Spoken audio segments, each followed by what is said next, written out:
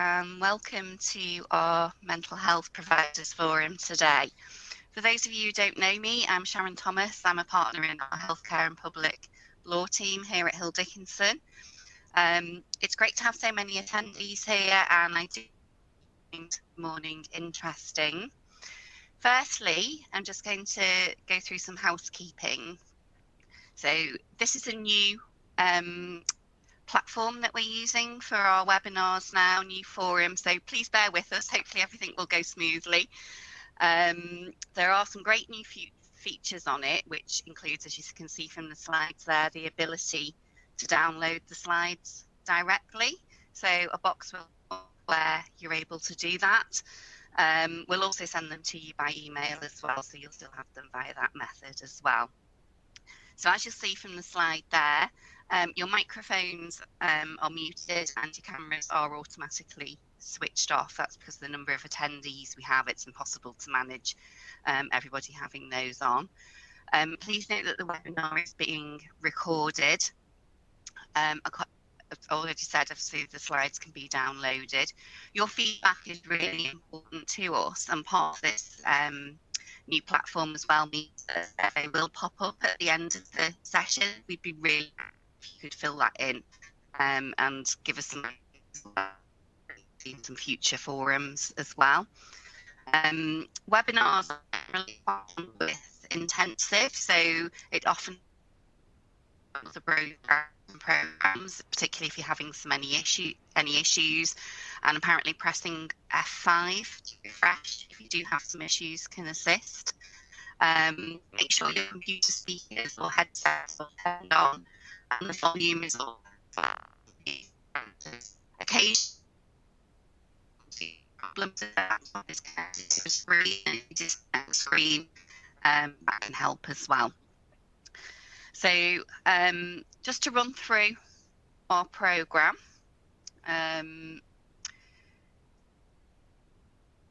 first of all, we're going to hear from Louise Wilson, who's a legal director in the team.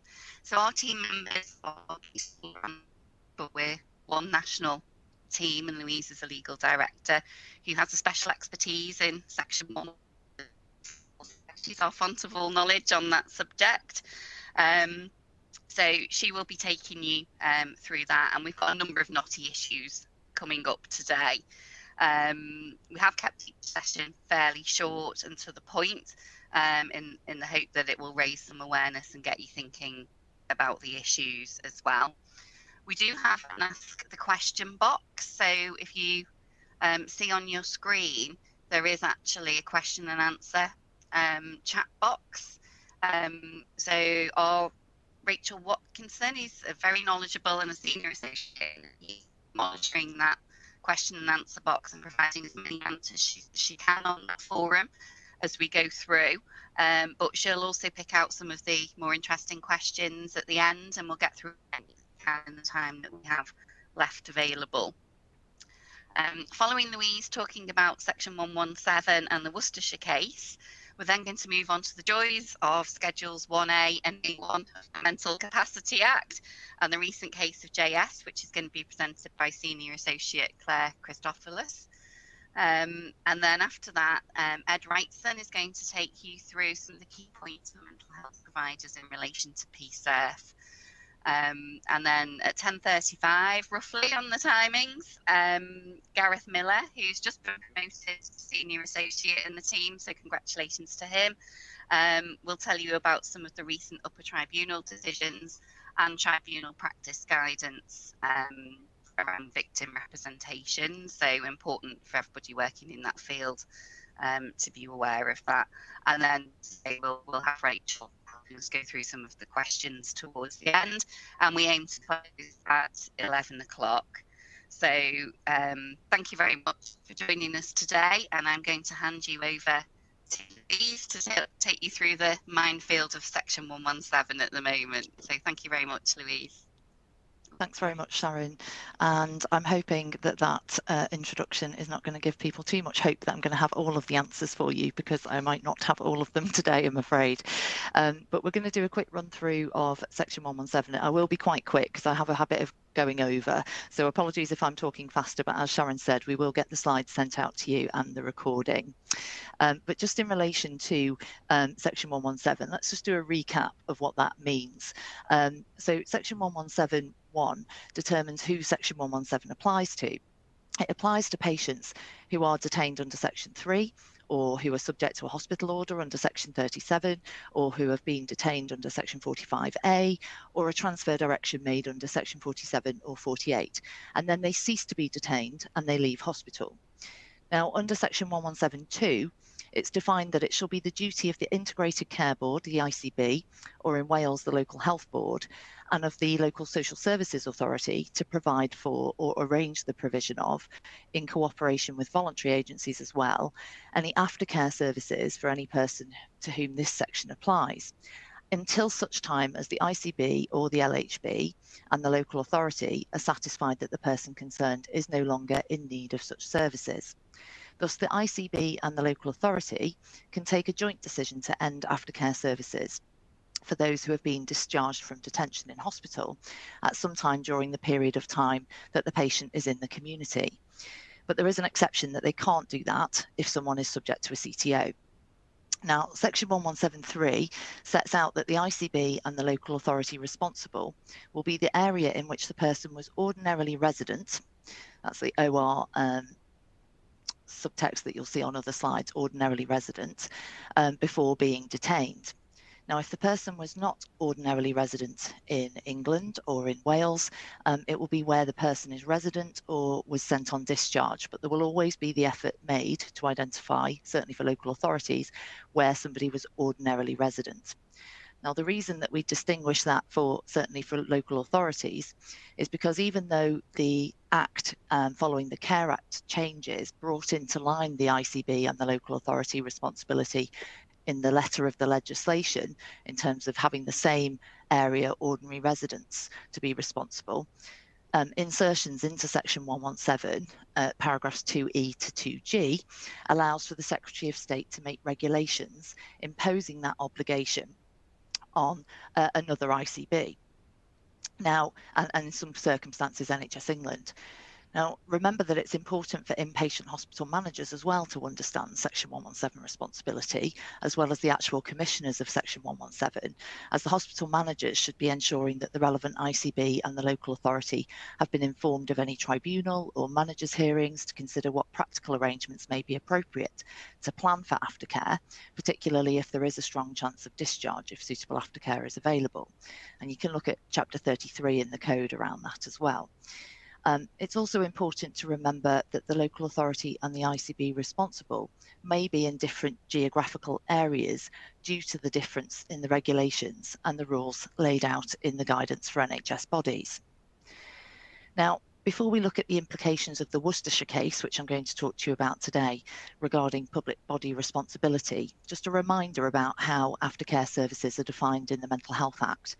So Section 1176 defines the meaning, as noted on the slide, as in relation to a person, means services which have both of the following purposes: meeting a need arising from or related to the person's mental disorder, and reducing the risk of a deterioration of their mental condition, and accordingly reducing the risk of the person requiring admission to hospital again for treatment for mental disorder. The Mental Health Act doesn't define specifically what services amount to aftercare. Case law gives us examples of what services aftercare would cover, such as psychiatric treatment and caring residential care. The Code of Practice also gives some examples at paragraph 33.4, stating CCGs, now ICBs, and local authorities should interpret the definition broadly. For example, aftercare can encompass healthcare, social care, employment services, supported accommodation, and services to meet the person's wider social, cultural, and spiritual needs, if those services meet a need that arises directly from or is related to their mental disorder, and it's going to help to reduce the risk of deterioration. Now, the Worcestershire case will come on to the kind of meaning behind this and why it's important in relation to Section 117. But on a first qualifying detention, so a Section 3 or those other sections I touched upon initially, we know we look to the wording of the Mental Health Act in Section 1173 that we touched on earlier to determine the public bodies responsible. But for NHS bodies, they also need to consider the regulations in force at the time and what is applied in the Who Pays guidance, which is for determining the responsible commissioner. Now, the Worcestershire case dealt with what happens when someone is detained under a qualifying section of the Mental Health Act for aftercare for a second or a third or a fourth time. And we're going to touch on the implications of the Worcestershire case for NHS bodies and how that might differ to the position for local authorities shortly. But just as background, the case itself involved two local authorities, Swindon and Worcestershire, which were in dispute over which area was responsible, excuse me, following a second period of a Section 3 detention for patient JG. So prior to the first detention, JG was ordinarily resident in Worcestershire. In March of 2014, JG was detained under Section 3 of the Mental Health Act in Worcestershire. A couple of months later, discharged from detention in hospital. Now, JG lacked capacity to decide where to live, and a placement in Swindon was considered to be in her best interests, and it was agreed that Worcestershire would fund the aftercare under Section 117, and she was moved to Swindon. In June 2015, her mental health has deteriorated, and she's been further detained under Section 3. Now, in November 2015, she was actually discharged from detention under Section 3, but didn't leave hospital until August 2017. And a dispute then arose as to whether it was Worcestershire or Swindon which were responsible for funding. I should note this is the local authorities that were in dispute. The ICB position, I'm not aware of that at this point in time. Now, the Worcestershire case went on to say the dispute was referred to the Secretary of State because disputes that can't be resolved between local authorities and the specific dispute regulations, the Care and Support Disputes Between Local Authorities Regulations 2014, that require local authorities to refer to the Secretary of State. And very helpfully, the Secretary of State first decided Swindon was responsible. However, Swindon asked for a review, and the Secretary of State then decided that Worcestershire was responsible. Now, Worcestershire sought a judicial review of that decision, and they pursued that in the High Court, and that was successful, and the court decided that Swindon was responsible. The Court of Appeal then heard the case because the Secretary of State appealed. Swindon actually stayed out of the Court of Appeal case and in the Supreme Court case as well. But the Court of Appeal decision was based on the premise that the second detention did not end the Section 117 aftercare duty. And the Court of Appeal decided Worcestershire was responsible. I hope you're keeping up.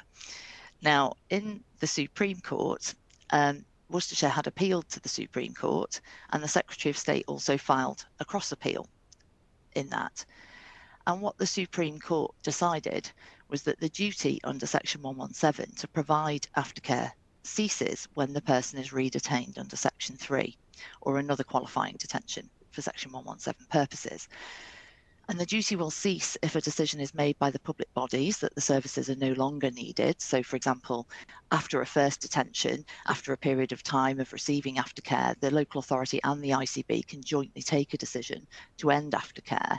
But also, if there's a further qualifying detention, that will also mean the terms of 117 are no longer met. And that means that aftercare duty is no longer in existence during that second period of detention. So when a person is redetained under Section 3 or any other qualifying detention, they're no longer a person who has ceased to be detained. Therefore, Worcestershire's duty ended when JG was detained for the second time. And upon discharge from hospital in August 2017, following that second period of detention, Swindon then became responsible for funding the aftercare as JG had been found to be ordinarily resident in Swindon prior to the second detention. And that Supreme Court determination had been the position generally accepted on the ground in our experience, or at least those of us that have been around a very long time, and had been what we had been advising clients over many years. And it's only really in the last sort of 6 to 7 years that we've found that that had started being queried more frequently. And then the Secretary of State's position led to greater uncertainty, equally because his own position actually conflicted with the care and support guidance and the position outlined within that. So just briefly on the local authority position, a number of local authority disputes referred to the Secretary of State had been stayed behind this case being determined. Now, any local authorities who now consider they no longer require the determination to determine their dispute following the decision in Worcestershire should contact the referrals team. That's the guidance from the Department of Health and Social Care at the moment. There are still likely to be some disputes which relate to the aspect of actually determining ordinary residence, because that's not always a straightforward exercise. However, the decision making it clear that a subsequent period of qualifying detention will mean the end of a period of Section 117 aftercare is likely to resolve at least some of the disputes immediately. So the Department of Health and Social Care has released a statement on the 5th of October saying in light of that judgment, they're going to progress the previously stayed disputes, and they've got lots of those to work through. So they're asking for patience on that. But of course, if you are from a local authority or involved with them and you think that your position is now resolved, you should let them know ASAP. But for those of you from health bodies in relation to the ICB position, pre-Worcestershire, whilst the letter of Section 1173 would lead you to think the ICB responsible for aftercare was also determined by ordinary residents prior to that qualifying detention under the Mental Health Act, the Health and Social Care Act 2012 had allowed for the NHS by way of regulations to impose that duty on another ICB, or in some circumstances NHS England. And until recently, that was dealt with in the NHS standing rules as they were amended over time. However, until 2020, there was still ongoing uncertainty and disparity between the law and the Who Pays guidance in determining the responsible commissioner.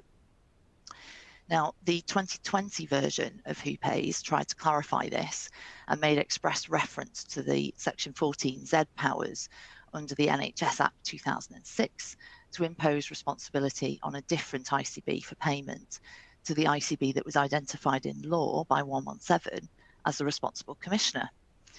Again, I hope you're keeping up because it is a really difficult and complex 317. And I think what was probably intended by virtue of the Care Act was to bring the local authority and the health bodies that are responsible for 117, that they would sit in the same local area. But the NHS has taken a different view on that to say that the continuity of the same ICB, formerly CCG, was the primary factor that is driving their core responsibility, and it's driven by GP registration rather than the ordinary residence test. And that's the way that they want to apply the position for ICBs. The differentiation of commissioning and payment responsibility was then further supported with mandatory provisions that were imposed to help determine ICB responsibility. There's been further amendments following the Health and Care Act in 2022, so further changes have been made.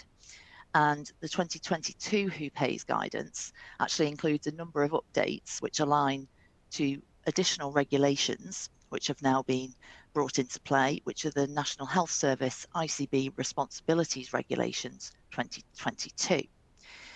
Now, that continues to set out the imposition of differing commissioning and payment rules for detention under the Mental Health Act and for Section 117 aftercare. And Chapter 18 of the Who Pays guidance deals with this.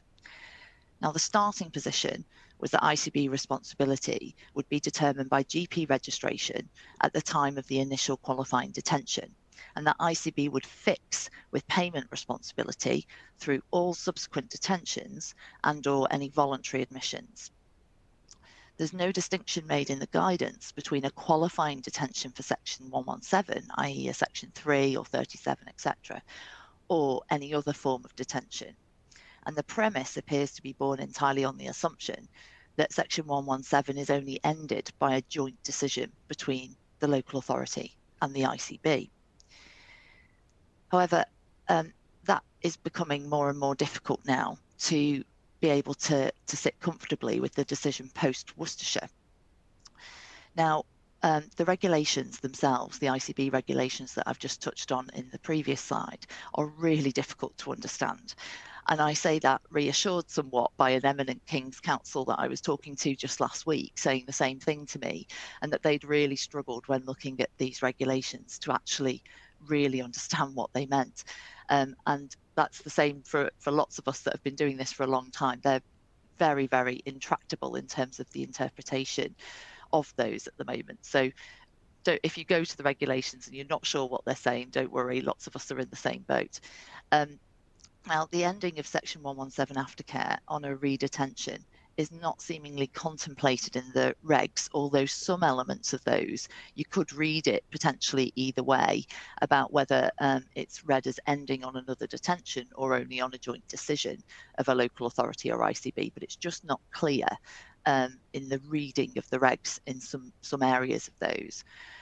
Now, the regulations were there to regularise the position in law with the intention that had been mandated by NHS England in the 2020 Who Pays guidance, as that required NHS England to use its express powers to mandate something that was different to the law that was set out in 117 about responsibility. So they made this distinction about payment as opposed to actual commissioning responsibility. Now, the guidance certainly talks of payment responsibility for subsequent detentions continuing and doesn't specify any difference, as I said before, about a qualifying detention. And whilst the intention was clear that NHS England wanted ICBs to own responsibility throughout a patient's time subject to 117, where they were the originating ICB at the time of the initial detention, the guidance is all premised on this continuing until such point as the patient is discharged from Section 117 aftercare.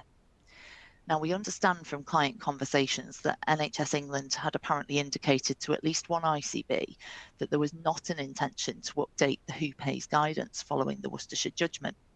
However, I am making inquiries currently with NHS England, as it would appear to be of significant value to ICBs and to inpatient services who have to identify relevant ICBs to have clarity on the position relating to the discharge of Section 117 responsibility. Given Worcestershire determined that the Section 117 responsibility ends on a subsequent qualifying detention, unless there is clarity provided on that particular point as to what NHS England's position is in light of the judgment, there is scope for argument about the 117 responsibility having been discharged on that further detention. We know the guidance says, for example, at 18.3 or 18.8 in the Who Pays guidance about subsequent detentions and continuing responsibility, but it also says until 117 is ended, and that's where there's going to be a difficulty, I think, for ICBs. So I therefore consider that NHS England would be well advised at the moment to set out its position on whether discharge from 117 on a repeat detention will end that responsibility, or if they're going to mandate something different in terms of the ICB responsibility and set out the legal basis upon which they're mandating that. So currently, what should you do? Well, given any dispute between ICBs must be referred to NHS England on a mandatory basis for arbitration. At the moment, that should be utilised, but we do hope that on this specific point that there will be some more clarity provided shortly. Now, I think for the first time in history, I've finished on time in relation to my slot. So I am going to hand over to Claire Christophoulos, and we will pick up some questions that are in the chat, and we'll deal with other questions at the end as well for some of those that are pertinent. But for now, I'm going to hand you over to the thorny nettle that is JS, and Claire will take you through that now. Thanks, Claire. Thank you, Louise. So from one difficult area to another, unfortunately. So I'm going to take you through the appeal that was in the court protection in the summer concerning JS. And there are several ways in which the Mental Health Act and the Mental Capacity Act interface, but the one that we're going to consider in particular today is deprivation of liberty and Schedule 1A of the Mental Capacity Act. So just to set the scene, first of all, Schedule 1A of the Mental Capacity Act sets out essentially eligibility requirements in order for someone to be deprived of their liberty under the MCA. And one of those, the one that we're concerned with in JS, is Case E. And the purpose of introducing Case E is as I understand it from submissions that were made by the Secretary of State for Health during the JS appeal, is that it was intended to promote a consistent legal framework for detention of people in hospital for treatment of their mental disorders. So the policy decision behind it was that such patients, whether they have capacity or not, if they're considered to require detention for the purposes of treatment of their mental disorder, should be treated in the same way, i.e. under the Mental Health Act, rather than two systems where somebody without capacity is detained under the MCA. And so Schedule 1A essentially says that if a patient is within the scope of the Mental Health Act, but not subject to any of the mental health regimes at that time, then they are ineligible to be deprived of their liberty under the MCA. And then you have to go to paragraph 5 to look at how you determine whether they're in whether they're in the scope of the Mental Health Act. And we'll come on to look at that in JS in particular. So what were the facts of JS? So the appeal in this case was heard by Mrs. Justice Tice, and she was sitting as a Tier 3 judge in the Court of Protection, and she was considering the NHS Trust's appeal of the decision of His Honour Judge Burrows, who was at that time sitting as a Tier 2 judge in Manchester. And His Honour Judge Burrows decided that JS was ineligible to be deprived of her liberty under the Mental Capacity Act because she fell within Case E. So JS was a 17-year-old young woman. She had diagnoses of autism, learning disability, ADHD, and attachment disorder. And following attempts to harm herself at home, she was brought to the emergency department of the Trust and then subsequently detained in the Trust's adult acute medical ward, not a psychiatric ward. She was initially detained under Section 2 for a period of assessment, but then she was assessed as not meeting the criteria for detention under Section 3, so a scenario that we see fairly often. She was medically fit for discharge within a few days. Fortunately, she had not done herself much harm at home. But the obstacle to her discharge was that everybody involved in her care and her own family, and even Jess herself, agreed that it wasn't safe for her to go home without a package of support in the community. She lived at home with her mother and her sibling, and her mother alone couldn't keep her safe and stop her from self-harming. So everybody agreed that without an appropriate support package in place, there was a significant risk that she would hurt herself and possibly cause her own death inadvertently. And so she remained in hospital on the adult acute ward as what the Trust termed a place of safety after the Section 2 expired. She had a care plan in place, which included 2-to-1 supervision, locked doors on the ward, room searches, and when necessary to de-escalate her, when verbal de-escalation techniques were unsuccessful, she was subject to physical restraint and oral sedative medication. And she was assessed as lacking capacity to consent to her hospital admission and the restrictions in place. And so the Trust made an application to the Court of Protection to offer liberty. And that was required because she was under 18, and so the deprivation of liberty safeguards regime didn't apply to her. So at first instance, His Honour Judge Burrows did in fact authorise her DOL on an interim basis at the first hearing, but he expressed his concerns that he thought she might fall into Case E and asked the Trust to provide submissions on that point. And thereafter, he did determine and provide a judgment setting out why she was ineligible to be deprived of her liberty under the MCA.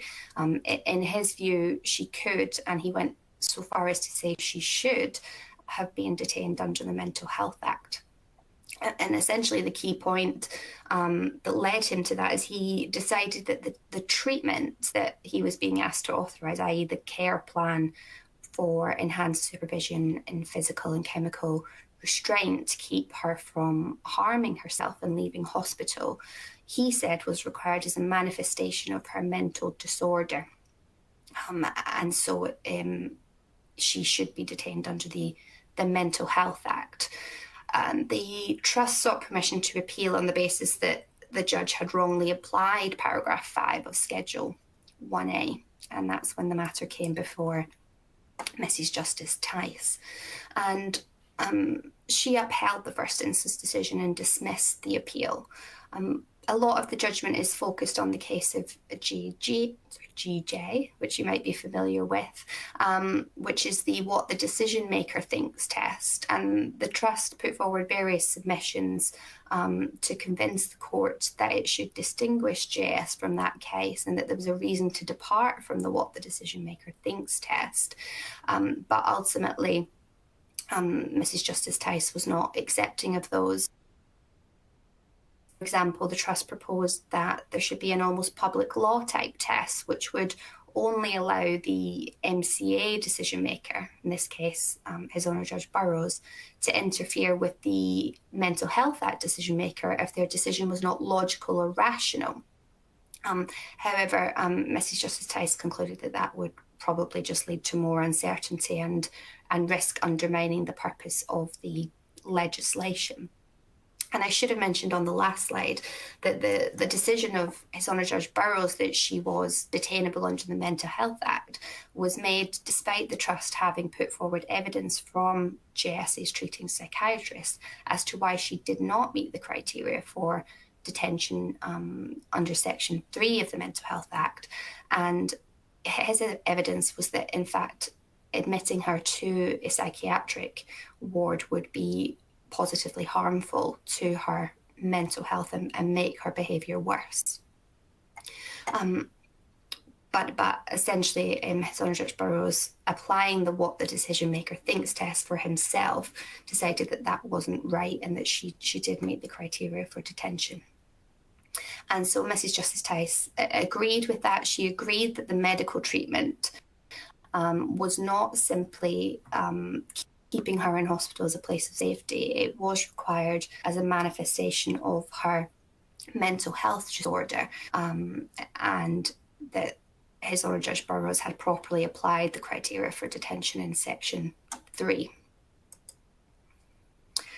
So applying those facts then and looking forward, what are the implications for clinicians? And I've spoken to many trusts following this judgment who are very concerned about it, because it does potentially have far-reaching consequences if a patient is assessed as not detainable under the Mental Health Act, but a decision is made that they're also not eligible for their deprivation of liberty to be authorised under the Mental Capacity Act. And if they can't be safely discharged from hospital before the local authority or the ICB has commissioned an appropriate package of care, the trust is left with no legal framework to hold that person. And I mean, the solution to that provided by Mrs. Justice Tice was for essentially for clinicians to revisit the questions of whether they're a mental health patient and should be detained under the Mental Health Act. And she suggested that 3 key questions should be asked in this order.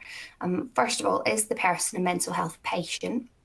Meaning, are they in hospital for the purpose of being given treatment, as defined by Section 145, for a mental disorder? And that goes back to what I was saying before about His Honour Judge Burrows' view of the treatment that he was being asked to authorise for JS.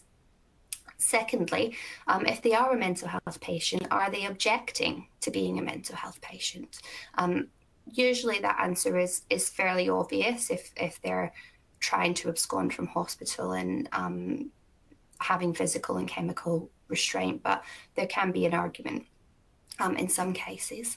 And then thirdly, if the first 2 questions are answered in the positive, could, applying the statutory criteria, the person be detained under the Mental Health Act? And as I've said, the courts were clear in JS that a care plan to prevent a patient from leaving hospital or harming themselves can constitute medical treatment within the meaning of Section 145 if it arises as a consequence of the patient's mental disorder or one or more of its manifestations, And even if the evidence is that there would be no therapeutic benefit to that treatment. And so clinicians might understandably be concerned that this encourages the detention of patients under the Mental Health Act, even where someone is assessed as not being appropriate to receive treatment in hospital. And the word appropriate medical treatment seems to have been sort of overlooked slightly in JS. And coming on to that, it is interesting to have seen the case of SF in the upper tribunal, which was heard before the JS appeal but handed down afterwards, and therefore there wasn't an opportunity to consider this judgment during the JS appeal.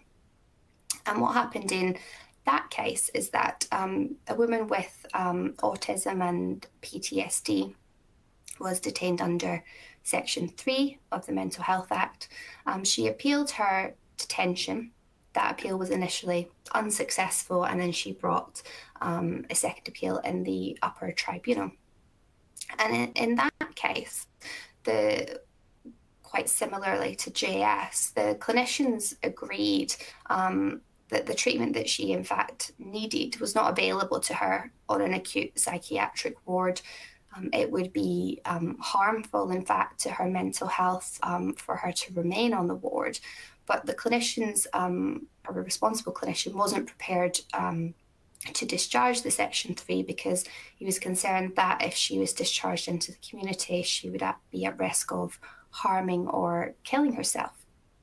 And so the appeal was brought on the basis that the first tier tribunal was wrong in deciding that appropriate medical treatment was available to RB.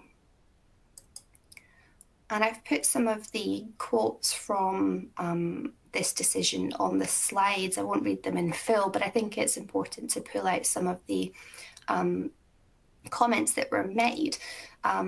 So the upper tribunal said that the phrase appropriate medical treatment must be viewed in the wider context of the Mental Health Act as a whole, bearing in mind what the underlying statutory purpose behind making the availability of appropriate medical treatment a criterion for lawful detention for treatment. They said that if it was intended that detention for the sole purpose of ensuring physical safety were to be permitted, there was no need for Section 72, subparagraph 1, to make any reference to medical treatment at all. And they went on to say that the fact that Section 3 is headed admission for treatment and the purpose of the treatment runs through all but the last criteria in Section 72 indicates that to interpret the provisions as permitting detention only where treatment available is provided for the purpose of maintaining physical safety without treating the mental disorder itself would be to frustrate Parliament's statutory purpose. And just reverting again to Jess, that is exactly what the Trust said was happening here. The care plan that was in place was not treating her autism or her ADHD or her attachment disorder in any way. It was simply intended to contain her in hospital and stop her from hurting herself until a package of care could be put in place in the community. And finally, in deciding that in RB that the first tribunal was wrong, they said that its decision was based on two misunderstandings. Firstly, that interventions which had the purpose of merely containing risk of physical harm were capable of amounting to medical treatment. And secondly, that medical treatment may be appropriate even where it is not tailored to the patient's diagnosis. So, I mean, it is likely in our view that we've not heard the last of this issue, and the courts will inevitably be asked to consider the issue of ineligibility more frequently following JS. It is an issue that we are seeing more commonly in practice and are having to front load applications with additional evidence that we might not have been necessary previously. And we are also seeing it extend into other jurisdictions, because in a very recent case, again from His Honour Judge Burrows, which was in the inherent jurisdiction, he has essentially applied the same thinking in JS to that case, and it's not on the slides. I can put a link to it in the chat box if you'd like to have a look at the judgment. It is Lancashire County Council versus X, and this case concerned a 15-year-old child with ADHD who had a history of self-harming and suicidal ideation. And obviously he wasn't considering the Mental Capacity Act or ineligibility under that act, but essentially what he was saying is that those involved in the CAMS provision and Tier 4 decision making have to take account of social care provision when making decisions under the Mental Health Act. And so whilst he said, of course, a 14 or 15-year-old child should not be detained in a secure psychiatric facility if there is a less restrictive option which can provide appropriate care. But essentially, he came to the conclusion that if that placement, if that alternative option is not available, then treatment in hospital surely is necessary. And so it seems to be suggesting again that detention under the Mental Health Act would be appropriate in those circumstances. And I think that the final thing to say about the implications really is none of this is intended to suggest that clinical judgment should be compromised in any way when assessing eligibility for detention under the Mental Health Act. But it is equally important for clinicians to be aware of the judgment in JS and be prepared to justify their conclusions if it comes under the scrutiny of the court. And so finally, just looking at what was termed a roadmap in JS to resolving disputes between MCA and MHA decision makers. So in the JS case, the issue of ineligibility was before the Court of Protection because JS was 17. But in the majority of cases, for adults 18 and above, the deprivation of liberty safeguards regime will be available. And in those circumstances, the dispute might then be between the eligibility assessor or the best interest assessor and the patient's treating psychiatrist. And so it might not come before the court, but the dispute might be there nevertheless if they are determined as not meeting the eligibility criteria for a DOLS authorisation to be put in place. And so during the appeal, Mrs. Justice Tice was invited to provide a roadmap to assist professionals where there is disagreement between the MHA and MCA decision makers. And while she declined to be overly prescriptive about it, given the fact-specific nature of these cases, she directed that there should be discussions between those professionals in the spirit of cooperation and appropriate urgency, and to ensure the relevant professionals have reviewed and considered relevant evidence, and if required, further inquiries can be made. So a suggestion there of some sort of review and an MDT process. And if at that point there still remains disagreement, bearing in mind what I said previously, clinical judgment can't be compromised. And if a patient is considered to not meet the criteria for detention under the Mental Health Act, then so be it. So the Trust has a number of options at that point. One thing it can do is make a referral to an AMP in order to have another party do that assessment and consider whether Mental Health Act detention is appropriate. Secondly, the Trust can seek detention in an alternative care setting, such as a care home, because the issue of ineligibility under the MCA doesn't arise in that setting. Another option is that they can simply stop depriving the patient of their liberty if it considers that they shouldn't be detained under the Mental Health Act, but that has to be done in the knowledge that letting them go may cause them to harm themselves, and Trust, quite understandably, may not be willing to discharge patients in those circumstances. And then finally, if the case is not already before the Court of Protection, so if it's a dispute arising under the DOLS regime, then you can make an application to the Court of Protection for a judge to determine whether the patient is eligible for detention under the Mental Capacity Act. The court was clear that it doesn't expect an influx of cases for that purpose. It would have to be in very specific circumstances, but it also gives some guidance around the evidence which can be filed with that application, applying the 3 questions that we looked at earlier, just to assist in focusing minds on what needs to be addressed in terms of decision making under the Mental Health Act, and that will assist the court also. And that is a bit of a whistle-stop tour of JS. So as before, we'll take some questions on that at the end, but thank you. I'll pass over to Ed. Thanks, Claire. As mentioned then, I am going to be touching upon the main features of the Patient Safety Incident Response Framework, which is more commonly known as PSIRF. Now, I do recognise that we have a wide variety of attendees who occupy different roles within your respective organisations, so I appreciate that there may be some who are more familiar with this than others. But I nevertheless hope that there will be something that everyone can take away from this section. So in terms of background, as you all hopefully know, PSIRF has replaced the Serious Incident Framework, and it offers new guidance on how NHS organisations respond to patient safety incidents. So who does it apply to? It is now compulsory for NHS organisations under the NHS standard contract. So it's mandatory for services provided under that contract, which include acute, ambulance, mental health and community healthcare services.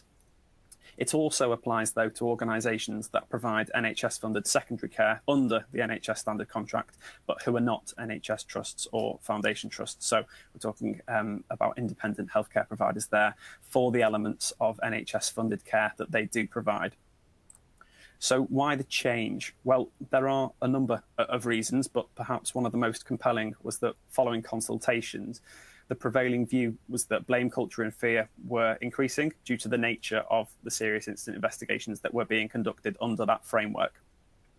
Typically, if you take root cause analysis investigations, for example, whilst the RCA format was designed to identify various contributory factors and have a focus on wider systems that may have influenced an incident, the way in which those investigations were practically being undertaken, it was found seeking to reduce findings to cause and effect, essentially, and identifying a root cause. It was understood that that was limiting their use, really, and under-realising their potential and restricting the ability, therefore, of services to learn and improve as much as they could, which should be the overarching goal of any patient safety framework. PSIRF, on the other hand, then, it is very much designed to be more of a holistic, systems-based approach, as opposed to more of that investigative framework. For example, in terms of definitions, if you look at the definitions involved, we're no longer dealing with the threshold of a serious incident, but rather under PSIRF, the focus is very much more on the wider phrase of patient safety incidents, which are to encompass unintended or unexpected events, including omissions that could have or did harm one or more patients. So this gives organisations more flexibility, in theory, to examine wider incidents of potential importance, rather than those that just hit that specific definition of being a serious incident. Given that flexibility, then, it's also hoped that PSIRF will be a better use of resources for organisations.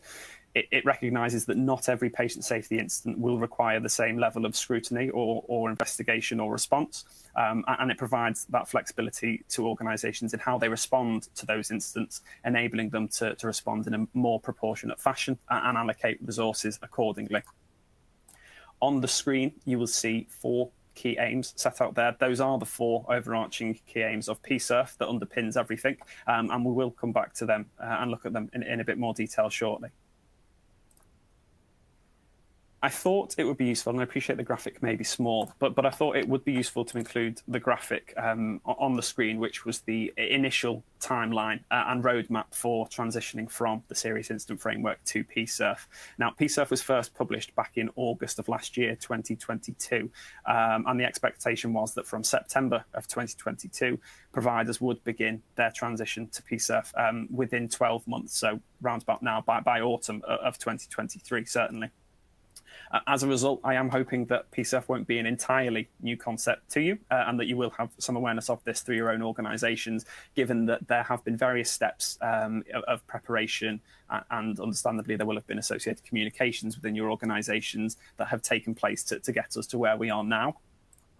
I don't propose to go through all of those individual steps either, but I did just want to briefly touch upon the previous phase from where we are now, if you like, so months 9 to 12, the curation and agreement of a policy and plan. Now, under PSEF, all providers are required to develop a dedicated PSEF policy and a plan. Now, the policy should describe the organisation's overall approach to responding to and learning from patient safety incidents for improvement, and identify the systems and processes that they will have in place to hit the 4 key aims, if you like, and ensure ongoing compliance with the framework. Alternatively, the plan, this should specify the exact methods that the organisation intends to use to maximise learning and improvement. This should be based on a detailed understanding of your organisation's specific patient safety incident and risk profile, and tailored accordingly. So naturally, as a result, we would expect the contents of these plans to differ across organisations, depending on the priorities or specific risk profile of the services that you provide.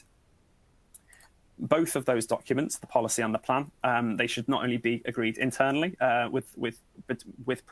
internally within provider organisations, but they are expected to also be agreed with the relevant ICB as well, and they should both be published on an organisation's website. So if you aren't aware of yours, I would encourage you to go and have a look, because it may well be that it's been published on the intranet or otherwise on the external facing website.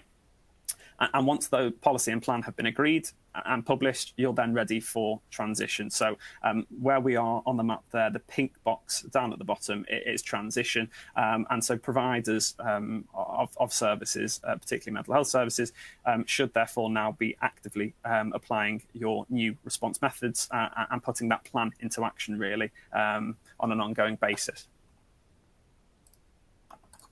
The key aims then, I mentioned we'd come back to these. Now, alongside the core PSEF document, there is a whole host of supporting documentation that's available online. NHSE have published an extraordinary amount of documentation to encourage to accompany the rollout of PSEF. And so I'm not proposing to go into each of these in minute detail, but I did want to highlight some key points of these aims. The first one being compassionate engagement and involvement of those affected by patient safety incidents. Now, PSEF recognises that learning and improvement following any patient safety incident can only really be fully achieved if there are systems and processes in place that support the proper engagement of those who have been affected by those incidents. So those affected are included as being patients, their families, and also staff members as well. And a note at this point as well, we're not just talking about engagement. Obviously, the wording there is compassionate engagement. Now, you may all be thinking that any engagement when responding to patient safety incidents should always have been compassionate in any event, and I would agree with you, but PSEF does make it clear that that is the specific expectation. The documentation accompanying this key aim also sets out a number of guiding principles in terms of how organisations might attain compassionate engagement, and some of them I don't think will be entirely surprising to you, and they'll be fairly familiar to you. For example, the duty of candour and the recognition that apologies can be really meaningful and not to be confused with an admission of liability. That's one of that is included within the guiding principles there. Further, the guidance also makes clear that it's really, really vital for key stakeholders to feel heard, and for an organisation to ensure that they're being genuinely collaborative in producing any response to a patient safety incident. Again, there is further practical guidance available online as to what the detail of this actually means, but in its simplest form, it's ensuring that any response fully involve and inform those who have been affected by that. And involve all those affected right through every stage of this process, enabling them to contribute and have any wishes and queries that they may have accommodated throughout as well. The second key aim on the screen then, it encourages a systematic approach to incident responses, really. So when responding to incidents, providers are expected to conduct an analysis of the various systems that they may have in place, which could have contributed to an incident, with examples being given within the guidance, such as the physical environment, tasks that staff are expected to undertake, the technology tools that are available to staff when they're undertaking their duties, all designed again to focus the minds on that there could be a range of factors, system-based, that might contribute to an outcome or an incident rather than any one single root cause. You're really encouraged to consider the whole variety of factors there. But the third aim on screen is in relation to the considered and proportionate responses to patient safety incidents. Now, as we have discussed already, PSERF recognises that organisations have finite resources in order to dedicate to patient safety responses, and that these resources should naturally be best used where they can have the maximum benefit and impact for learning, rather than allocating resources based on standard thresholds of harm, where learning could be repetitive and fairly limited. The next slide, we will talk about the specific response methods available under PSERF, but in short then, in relation to the fourth aim on screen, supportive oversight focused on strengthening response system functioning and improvement. That's all designed to ensure that there's an expectation that healthcare organisations providing and overseeing NHS-funded care should work collaboratively with each other, with a common understanding of all of these aims of the framework, to ensure that there's effective governance and learning moving forward, really, under PSERF. So responses under PSERF, so this comes under the proportionate responses, third key aim. Generally, PSERF does endorse a move away from RCA investigations and recognises that they can be linear in their approach, trying to reduce things down to a root cause. Instead, then, it suggests a range of system-based methods of responding to patient safety incidents that can be used to respond to specific incidents or a cluster of incidents that may arise. The expectation is that all providers, in accordance with the policy and plan that have been developed, that we've discussed previously, it's for providers to decide which responses are appropriate for them, based on the learning potential that can be derived from those responses. With very limited exceptions, PSERF doesn't set hard rules and thresholds around what method of response is best to bring about learning, as it recognises that the organisation is best placed to make this determination. The one exception to this, though, and it comes under patient safety incident investigations, the first point on the slide there, is that whilst PSERF doesn't generally dictate response methods, there are set categories of incidents in Appendix A to this, the guide to responding proportionately, where there are certain incidents that require a PSII, a patient safety incident investigation. And of particular note, and insofar as it may be relevant for mental health providers, the following incidents all fall within those categories. So that would be deaths that may be more likely than not due to problems in care, so those which are potentially avoidable, deaths for patients detained under the Mental Health Act or where the Mental Capacity Act applies, where there is reason to think that the death could be linked with certain problems in care, and finally incidents meeting the never event criteria. So what is a patient safety incident investigation then, this higher threshold? It is designed to be a more in-depth review of an incident or a cluster of incidents than the other response methods, which we'll come on to talk to. And it involves identifying a team or learning response lead, developing a terms of reference, gathering information and engaging with those affected to build a narrative in order to analyse what may have occurred to lead to this incident, again with a focus on systems.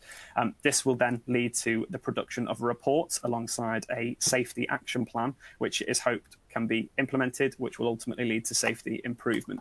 Now, all of that may sound very familiar and quite similar to previous investigations that you may have taken part in or have awareness of more generally. However, this is still designed to be a departure from the status quo, because within the guidance, and in keeping with PSERF's fundamental shift towards learning rather than blame culture and things like that, the associated guidance explicitly states that the phrasing of a cause should be avoided when these investigation reports are produced. Further, organisations are actively discouraged from ranking contributory factors by the degree to which they may have impacted upon an incident. Again, the idea is very much that we shouldn't be differentiating between levels of responsibility or blame, but on the learning that can be identified and generated from the incident. Now, some patient safety incidents requiring a PSII may naturally also require a separate response or process that's not focused on an organisation's learning. So, for example, some incidents, such as those resulting in death, particularly where an individual is under mental health services, may lead to a coroner's inquest, or alternatively, some incidents may require consideration by a professional regulator. Where that is the case, and additional responses or investigations are required, your organisation is expected to make any necessary referrals, but it's really impressed that the organisation is not to conflate the two processes. The learning process for the organisation should very much be kept separate from those wider processes. In relation to the other learning responses available or response methods available to organisations as suggested under PSERF, then you'll see there MDT review is one. Now, the guidance states that this could be appropriate for incidents that have occurred either in the significant past or in incidents where it's difficult to obtain staff recollections, possibly due to either passage of time or staff availability. But it's, again, it shouldn't be an alien concept to many of you on this call. It's an open forum to enable discussion by which key contributory factors and system gaps that could impact on patient care can be identified. The guidance alongside PSERF, specifically relating to mental health services, suggests that MDT reviews could be appropriate where safety issues are identified regarding supportive leave from a mental health unit, medication errors, or things like that, or perhaps where there may be a cluster of incidents of self-harm by one patient that may require additional review. Separately, a swarm huddle is also a response method that is suggested under PSERF. Now, this is designed to be initiated as soon as possible after an incident occurs, staff swarming to the site to gather information about what happened and why as quickly as possible to decide what might need to be done to reduce the risk of the same thing happening in future. So again, the accompanying guidance gives the example here within the context of mental health, potentially where two patients may have absconded from a secure mental health unit where no further harm is encountered, but where it's nevertheless important to identify what has happened and to reduce the risk of that reoccurring. Finally, another method of response is an after-action review suggested under PSERF. Now, these are designed to just be structured discussions, really, of an event based around 4 key questions.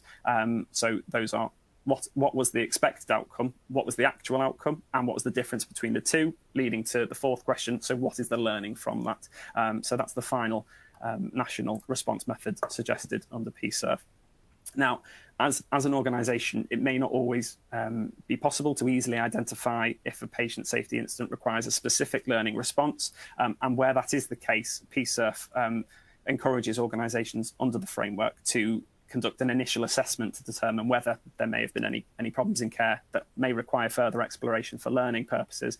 And the ways in which the guidance suggests that can be done vary, but could include things that I'm sure you're already familiar with, the undertaking of a structured judgment review, care and treatment reviews, and so on. Now, finally, as I'm conscious about time, and I'd hate to be the only one not sticking to my timescales, the 4th key aim was around oversight, providing supportive oversight focused on strengthening response system functioning, which is really about that ongoing learning element and ensuring that there's an appropriate governance processes in place to continually get benefits and learning for all relevant organisations and thereby their service users. So all healthcare providers providing or overseeing NHS-funded care are expected to work collaboratively under the framework to achieve this, and there are different responsibilities placed upon ICBs and providers accordingly.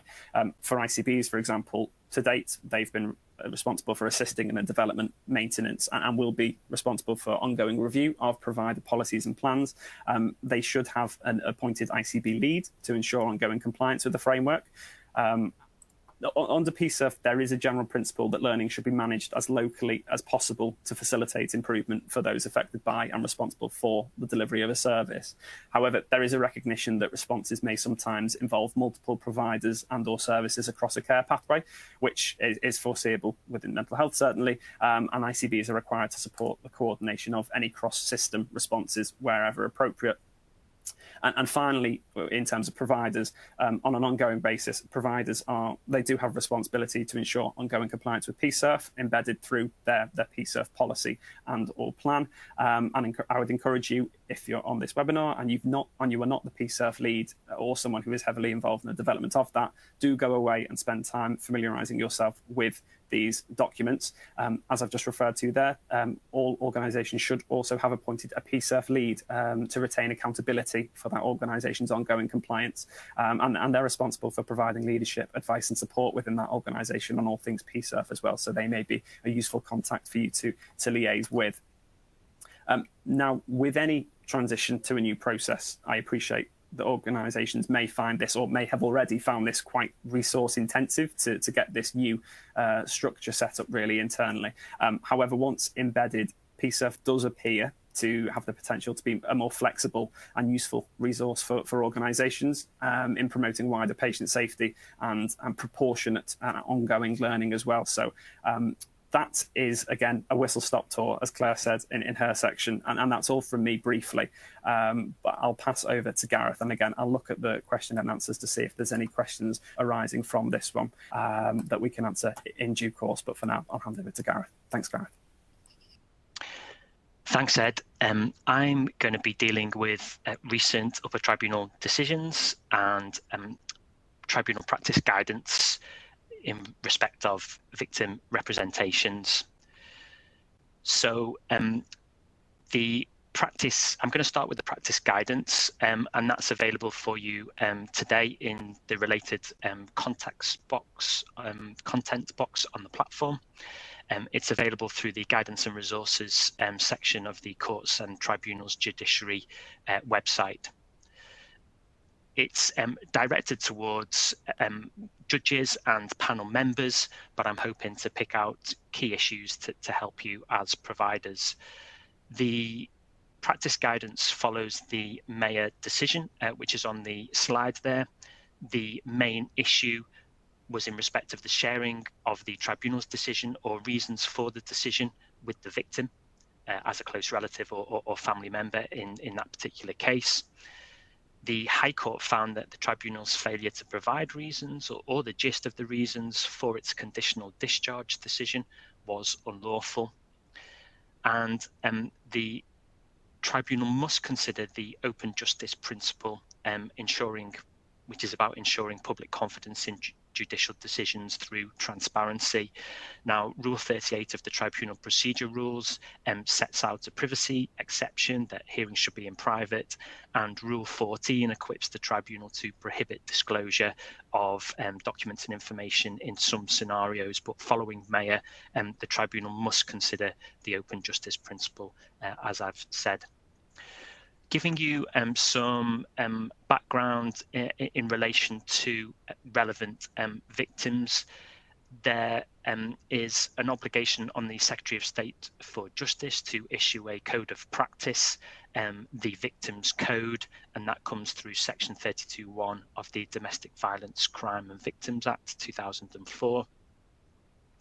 And the measures must include support to victims of serious sexual, violent or terrorism offences, including those offences when committed by patients made subject to hospital orders or people sent from prison to hospital for psychiatric treatment.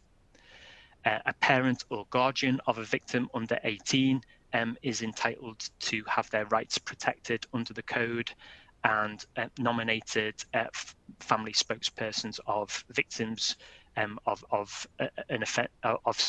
victims who have a mental impairment or are unable to communicate or lack capacity can also have their rights protected.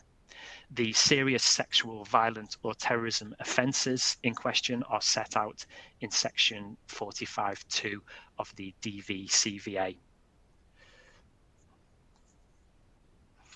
The parameters of which restricted and unrestricted patient scenarios will mean that a victim can make representations to the tribunal are found in paragraphs 15 and 17 of the practice guidance, and they're set out on the next couple of slides.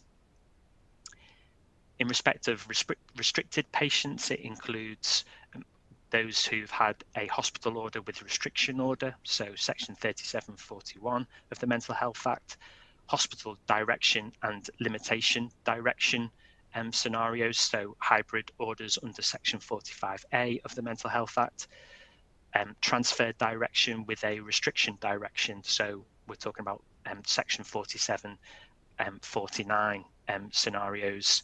In respect of unrestricted patients, an example would be a hospital order under section 37. And as I've said, the scenarios are set out on the slides here, and there are some other examples of relevant situations there. Looking at assisting victims with the tribunal process and who does that responsibility fall on. For restricted patients, a victim liaison officer will normally liaise with the mental health casework section caseworker. For unrestricted patients, the role of probation services is limited to identifying the victim and, if they consent, to passing their details on to hospital managers. So in the unrestricted patient scenario, hospital managers are going to have a statutory duty to liaise with victims, ensuring that they are aware of the proceedings and ascertaining whether they wish to make representations. So in terms of assisting victims with the process before the hearing, a victim of a restricted patient can make a written request to the tribunal to be informed in advance of the date of the hearing, and also to provide submissions and information before a hearing relating to the question of discharge conditions, which will need to focus on whether the patient should, in the event of their discharge, be subject to any conditions, and if so, what the particular conditions imposed should be and why. So on the issue of whether a patient should be granted an absolute discharge or conditional discharge, the tribunal will obviously be applying the statutory criteria in section 32 and section 33 of the Mental Health Act, and so the victim can make representations on a limited range of issues. So examples within the practice guidance are, for example, should there be exclusion zones and the rationale for those, should there be a no contact condition. Now, there is a form for the victim liaison officer or victims to use, and the link to that form is in the related content box again for you. So assisting victims with the process and the hearing itself. So a victim, the practice guidance suggests that in most cases, a written statement will be the best way for the victim to express their views. But if the victim believes there are special circumstances, then they may apply for permission to attend the hearing. So such requests will be treated on a case-by-case basis. The tribunal may seek representations from the parties on any application. The tribunal has a wide discretion to regulate its own procedure under the procedure rules, etc., the tribunal procedure rules, etc.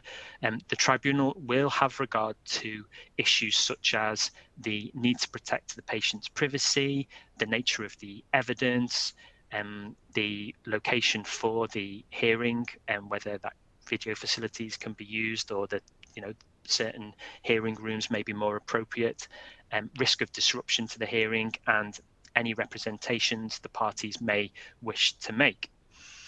So The tribunal is likely to give directions about the practicalities of the victim attending the hearing, and if permission is granted for a victim to attend, this will likely be via remote video link. It's important to bear in mind that the patient will likely be entitled to remain in the hearing to hear victim's evidence, and the victim may be asked questions by the panel or the patient's representative. And so the practice guidance suggests that when a victim liaison officer is involved, they should be making the victim aware of that before they make the application to attend the hearing. It may be something that the hospital managers undertake in unrestricted situations, and clearly the tribunal panel should be making that clear to the victim, in the course of dealing with the hearing.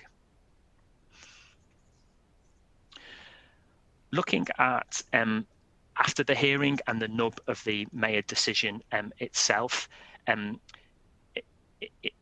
restricted cases, the tribunal office should be able to make the victim aware of the relevant aspects of the tribunal's discharge conditions in writing. And the victim would be entitled to know if the patient is to be discharged and when, if there will be an absolute or conditional discharge, whether the victim needs to know the detail of any conditions and what the conditions would be. For unrestricted cases, the hospital manager is usually responsible for notifying the victim of the outcome of the hearing. Hospitals must comply with the tribunal procedure rules to ensure that disclosure is limited to outcome and conditions. In the event of doubt, there is some guidance that providers should make an application to the tribunal to consider the disclosure issue. In respect of the discretionary power to disclose reasons, the Mayer case establishes that the tribunal has the power to disclose the reasons, or may provide an overview, such as a gist or summary of the decision, or a redacted version of the reasons. Requests should be made in writing to the tribunal office, and in making that request, an explanation should be given of the reasons for the request. I'm just going to move on, just because I'm conscious of timings, but in making a decision to share the decision, the tribunal can only derogate from the open justice principle where it is necessary to protect the privacy of the patient or others, and disclosure of the reasons will usually be restricted to the parties and the victim, and the default position will remain that the tribunal decision cannot be publicized or shared without the permission of the tribunal. Okay, so I'm going to move on to case law. Now, the